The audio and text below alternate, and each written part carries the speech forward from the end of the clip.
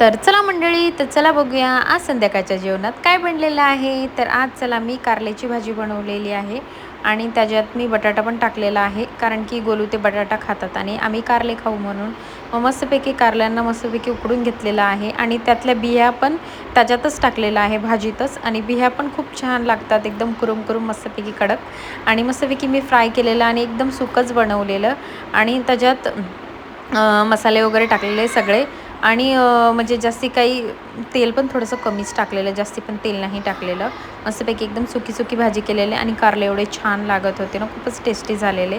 आणि त्याच्याबरोबर मुगाचं वरण केलेलं आणि शेपूची भाजी केलेली थोडी, आणि त्याच्यात आम्ही सुक्या मिरच्या टाकलेल्या, कारण की शेपूच्या भाजीत म्हणजे आम्ही थोडं सुक्या मिरच्या टाकलेल्या छान लागतं खायला असं.